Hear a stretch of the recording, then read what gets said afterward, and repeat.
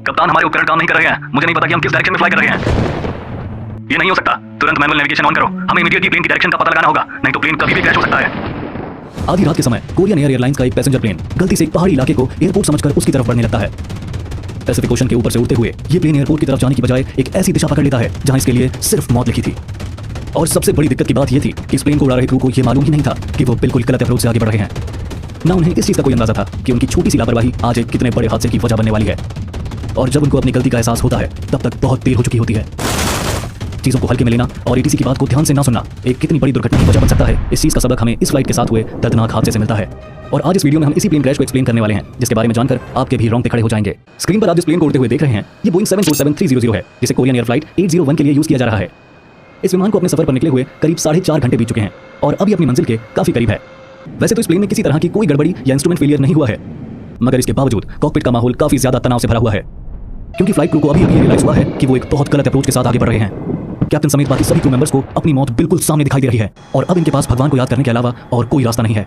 ये बहुत दुर्भाग्य की बात है, लेकिन फ्लाइट 801 को इस कंडीशन में लाने के लिए भी यही फ्लाइट क्रू जिम्मेदार है। खासतौर से इस फ्लाइट के कैप्टन पार्क योंग-चुल, जिनकी उम्र 42 साल है और इनके पास 9000 घंटों का फ्लाइंग टाइम एक्सपीरियंस है। कमाल की बात यह है कि ओरिजिनल शेड्यूल के अनुसार पार्क योंग-चुल को इस प्लेन में होना ही नहीं चाहिए था। असल में कैप्टन पार्क को दुबई की एक फ्लाइट पर निकलना था, पर क्योंकि दुबई ट्रिप से पहले उन्हें पर्याप्त रेस्ट नहीं मिल पाया, इसलिए एयरलाइन द्वारा उन्हें फ्लाइट 801 के लिए रीअसाइन कर दिया गया, जो दुबई के मुकाबले एक छोटी फ्लाइट थी। कॉकपिट में कैप्टन पार्क के अलावा 40 साल के फर्स्ट ऑफिसर सोंग युंग हो और 57 साल के फ्लाइट इंजीनियर नम सुख हूं भी मौजूद हैं। फर्स्ट ऑफिसर के पास 4000 घंटों का फ्लाइंग एक्सपीरियंस है, जबकि फ्लाइट इंजीनियर नम सुख हूं 13000 फ्लाइट आवर्स का एक्सपीरियंस रखने वाले एक वेटरन पायलट हैं।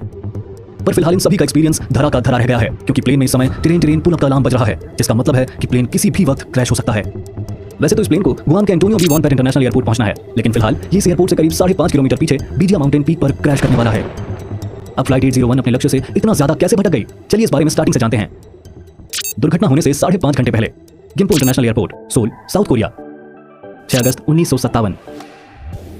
दिन ढल चुका है और रात के करीब 8 बजे हैं। इस समय एयरपोर्ट पर एक बोइंग 747-300 विमान को उड़ान भरने के लिए तैयार किया जा रहा है। ये कोरियन एयरलाइन की फ्लाइट 801 है, जो गुआम जाने वाली है। इस समय प्लेन के जरूरी रूटीन चेक्स करने के साथ साथ पैसेंजर्स की बोर्डिंग का काम चल रहा है। करीब 5 घंटे की इस फ्लाइट के लिए प्लेन में पर्याप्त फ्यूल भरा जाता है और समय रहते सभी 235 पैसेंजर्स इसमें सवार हो जाते हैं। पैसेंजर्स के अलावा प्लेन में 19 क्रू मेंबर्स भी मौजूद हैं, जिन्हें इंक्लूड करके सवार लोगों की कुल गिनती 254 हो चुकी है। सभी जरूरी चेक्स और फॉर्मेलिटीज पूरी होने के बाद प्लेन को रनवे की तरफ पुश बैक किया जाता है और समय पर यह प्लेन अपने लक्ष्य की तरफ उड़ान भरने के लिए तैयार हो जाता है। कुछ मिनट इंतजार करने के बाद एटीसी की तरफ से टेक ऑफ क्लियरेंस भी दे दिया जाता है, जिसके तुरंत बाद ही यह प्लेन रनवे पर दौड़ने लगता है।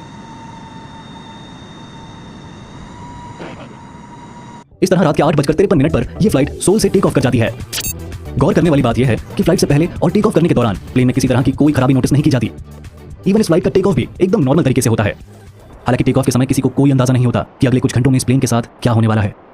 और टेक ऑफ करने के कुछ ही मिनटों के अंदर ये प्लेन अपने क्रूजिंग ऑल्टीट्यूड पर पहुंच जाता है।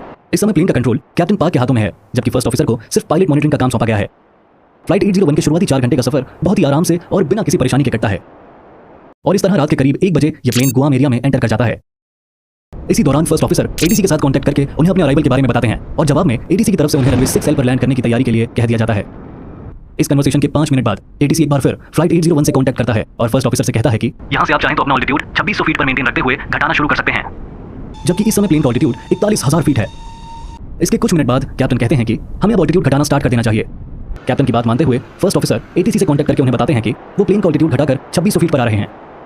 अब प्लेन नीचे आना शुरू कर देता है। इसी बीच कैप्टन, फर्स्ट ऑफिसर और फ्लाइट इंजीनियर से एयरलाइन की लंबी शिफ्ट्स के बारे में बात करते हैं और उनकी आवाज से ऐसा लगता है जैसे उन्हें थोड़ी नींद आ रही हो।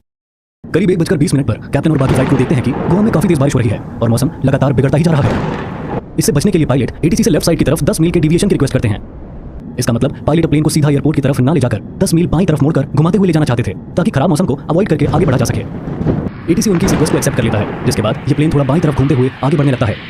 इसके बाद 1:31 पर फर्स्ट ऑफिसर एटीसी को बताते हैं कि प्लेन अब घने बादलों से निकल चुका है और साथ ही वो रनवे 6L के लिए रेडार वेक्टर्स की भी मांग करते हैं।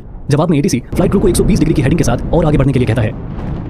कुछ मिनटों तक प्लेन सही तरह आगे बढ़ता है और फिर 1:38 पर एटीसी दोबारा फ्लाइट 801 के साथ कांटेक्ट करके उनसे कहता है, टर्न लेफ्ट हेडिंग 090, जॉइन लोकलाइजर। इसका मतलब बाएं दिशा में 90 डिग्री का टर्न लो और लोकलाइजर के साथ संपर्क बनाओ। अब यहां आपको बता दें कि लोकलाइजर ILS यानी इंस्ट्रूमेंट लैंडिंग सिस्टम का एक पार्ट होता है। दरअसल ILS का काम लैंडिंग के दौरान प्लेन को गाइड करना होता है कि उसे कब, किस दिशा में, किस गति से और किस ऑल्टीट्यूड से आगे बढ़ना है। ILS की हेल्प से प्लेन खराब मौसम और जीरो विजिबिलिटी में भी परफेक्टली लैंड कर सकता है। इस गाइडिंग सिस्टम में कई जरूरी इंस्ट्रूमेंट्स लगे होते हैं, जैसे मार्कर बीकन्स, ग्लाइड स्लोप और डिस्टेंस मेजरिंग इक्विपमेंट वगैरह। लोकलाइजर भी इन इंस्ट्रूमेंट्स में से एक है, जिसका काम प्लेन को रनवे के सेंटर में अलाइन करना होता है। अब क्योंकि गोवा में मौसम बहुत खराब था, इसलिए फ्लाइट 801 को लैंड कराने के लिए ILS अप्रोच का इस्तेमाल किया जाता है। ATC से बात होने के 1 मिनट बाद 1:39 पर ATC का एक और मैसेज फ्लाइट 801 को रिसीव होता है, जो इस पूरे हादसे का सबसे इंपॉर्टेंट मैसेज था। इस मैसेज में ATC द्वारा कहा जाता है, Korean air 801 cleared for ILS runway 6L approach, glide slope unusable. इस मैसेज का सिंपल मीनिंग था कि फ्लाइट 801 रनवे 6L की तरफ ILS अप्रोच के साथ आगे बढ़ सकती है, उसको ऑथराइजेशन दे दिया गया है। और इस मैसेज के last part glide slope unusable का मतलब था ग्लाइड स्लोप खराब है और उसको इस्तेमाल नहीं किया जा सकता। लेकिन कैप्टन और फर्स्ट ऑफिसर दोनों ही न जाने किस तरह इस मैसेज को समझने में फेल हो जाते हैं। अब ऐसा होने के पीछे कई अलग अलग रीजन हो सकते हैं, लेकिन इसमें सबसे कॉमन रीजन होता है कि किसी इंस्ट्रूमेंट जैसे हेडफोन या माइक में आई खराबी की वजह से ऑनलाइन कम्युनिकेशन का साफ ना हो पाना। हो सकता है कैप्टन को ग्लाइड स्लोप अनयूजेबल का मैसेज ठीक से सुनाई ही नहीं दिया हो, पर जो भी हो, कैप्टन और फर्स्ट ऑफिसर ने बहुत इंपॉर्टेंट इन्फॉर्मेशन को मिस कर दिया था, जो उन्हें काफी भारी पड़ने वाली थी। यही वजह है कि आप लोग कभी ऐसी सिचुएशन में ना फंसें, उसके लिए मैं हमेशा बिग पासपोर्ट के USB हेडफोन सजेस्ट करता हूं, क्योंकि कई बार जब आपको इंपॉर्टेंट ऑनलाइन मीटिंग करने वाले हो या आपको कोई इंटरव्यू देना हो, तो लास्ट मोमेंट पर या तो आपका USB हेडफोन या वेबकैम खराब हो जाता है और वो सिचुएशन बहुत ज्यादा फ्रस्ट्रेटिंग हो जाती है। इसलिए मैं इन चीजों में हमेशा बिग पासपोर्ट जैसे ट्रस्टेड ब्रांड की तरफ जाना प्रेफर करता हूं, क्योंकि इनके प्रोडक्ट्स कभी धोखा नहीं देते। तो आपको चाहे ऑनलाइन मीटिंग्स अटेंड करनी हो, ऑनलाइन गेम्स खेलने हो या फिर YouTube वीडियोस के लिए वॉइस ओवर ही क्यों ना करना हो, बिग पासपोर्ट के पास आपकी हर जरूरत के लिए खास प्रोडक्ट मौजूद है। और हाँ, आप चाहे तो इनके ब्लूटूथ हेडफोन्स और वेबकैम्स की रेंज भी चेक कर सकते हैं, वो भी शानदार हैं। मैंने लिंक डिस्क्रिप्शन में दे दिया है, जिससे आपको एक्स्ट्रा डिस्काउंट भी मिल जाएगा। खैर चलिए, अब वापस अपनी स्टोरी पर आते हैं। तो ATC का ये मैसेज आने के कुछ सेकंड बाद फ्लाइट इंजीनियर ये पूछते हैं कि क्या ग्लाइड स्लोप काम कर रहा है? तो कैप्टन एक पल सोचने के बाद जवाब देते हैं कि हाँ, ग्लाइड स्लोप काम कर रहा है। असल में प्लेन ग्राउंड पर मौजूद किसी इररिलेवेंट इलेक्ट्रॉनिक डिवाइस के सिग्नल को कैच कर रहा था, जिसे कैप्टन ग्लाइड स्लोप सिग्नल समझने की एक बहुत बड़ी भूल कर बैठते हैं। आपको यहाँ बता दें कि ग्लाइड स्लोप का काम प्लेन के ऑल्टीट्यूड को मैनेज करना होता है, यानी लो या जीरो विजिबिलिटी में लैंडिंग के दौरान प्लेन के समय कितने ऑल्टीट्यूड पर रखना है, ये कैलकुलेट करने का काम ग्लाइड स्लोप करता है। और इस समय फ्लाइट 801 किसी इररिलेवेंट डिवाइस के सिग्नल को ग्लाइड स्लोप मानकर उसके हिसाब से आगे बढ़ रही थी, जो उन्हें रनवे से 5.5 किलोमीटर पहले ही बीजिया पीक माउंटेन की तरफ ले जा रहा था। अब कॉकपिट में फर्स्ट ऑफिसर और फ्लाइट इंजीनियर कई बार ग्लाइड स्लोप को लेकर सवाल उठाते हैं कि क्या ये सच में ठीक से काम कर रहा है।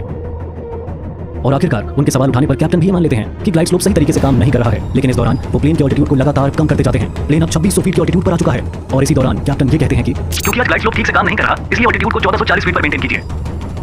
फर्स्ट ऑफिसर कैप्टन की सलाह को मानकर तुरंत ही प्लेन का ऑल्टीट्यूड 1440 सेट कर देते हैं। इसके बाद 1:40 पर फ्लाइट 801 एगोना कंट्रोल टावर से कांटेक्ट करती है और उनकी तरफ से प्लेन को रनवे 6L पर लैंड करने का क्लियरेंस दे दिया जाता है। याद रखिए, खराब मौसम और रात का समय होने की वजह से फ्लाइट क्रू को बाहर का कुछ दिखाई नहीं दे रहा है और वो सिर्फ ILS अप्रोच के भरोसे आगे बढ़ रहे हैं। अब लैंडिंग क्लियरेंस मिलते ही first officer landing checklist follow करना स्टार्ट कर देते हैं और इसी बीच कैप्टन प्लेन के ऑल्टीट्यूड को 560 फीट पर लाने के लिए कहते हैं, जो कि पब्लिश्ड MDA यानी मिनिमम डिसेंट ऑल्टीट्यूड था। दरअसल MDA उस मिनिमम ऑल्टीट्यूड को कहते हैं जहां तक एक एयरक्राफ्ट नॉन प्रिसीजन अप्रोच के दौरान आ सकता है। इसका मतलब यह है कि अगर ऑल्टीट्यूड पर आकर भी रनवे आंखों से दिखाई ना दे तो लैंडिंग को अबॉर्ट कर देना चाहिए। लेकिन फ्लाइट 801 का क्रू तो अभी भी इसी उलझन में अटका हुआ था कि ग्लाइड स्लोप काम कर रहा है या नहीं। कुछ ही सेकंड में प्लेन 560 फीट के ऑल्टीट्यूड पर आ जाता है और कॉकपिट में मिनिमम और सिंक रेट का अलार्म बजने लगता है। इस समय प्लेन 1400 फीट पर मिनट की स्पीड से नीचे आ रहा होता है, जिस पर फर्स्ट ऑफिसर कहते हैं सिंक रेट इज ओके। आखिरकार जब प्लेन 200 फीट की ऊंचाई पर आ जाता है, तब फर्स्ट ऑफिसर पहली बार ये कहते हैं, let's make a missed approach. In simple words first officer landing abort करके गो राउंड के लिए जाने का सजेशन देते हैं। इससे पता चलता है कि उन्हें अब दिख गया था कि वो रनवे पर नहीं बल्कि पहाड़ी पर लैंड करने जा रहे थे।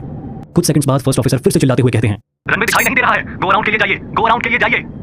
असल में ये प्लेन अभी भी रनवे से 5.5 किलोमीटर पीछे बीजिया के पहाड़ी इलाके में था, जिसे क्रू मेंबर्स अब तक रनवे समझकर आगे बढ़ रहे थे। पर अब उन्हें अपनी गलती समझ आ गई थी, इसलिए वो गो राउंड करने के लिए प्लेन की रफ्तार बढ़ाना शुरू कर देते हैं। हालांकि ये सब करने के लिए अब बहुत देर हो चुकी थी, क्योंकि प्लेन MDA से काफी नीचे आ चुका था। कैप्टन प्लेन की रफ्तार बढ़ाने के लिए थ्रस्ट लीवर को पूरा आगे की तरफ पुश कर देते हैं, पर इस सब का कुछ फायदा नहीं होता। कुछ ही सेकंड्स में कॉकपिट के अंदर टिरेन पुल अप का अलार्म बजने लगता है। इसके बाद सबसे पहले प्लेन का निचला हिस्सा पेड़ों से टकराता है और फिर रात के 1:42 पर एक तेज धमाके के साथ एयरक्राफ्ट बीजिया पीक पर क्रैश कर जाता है।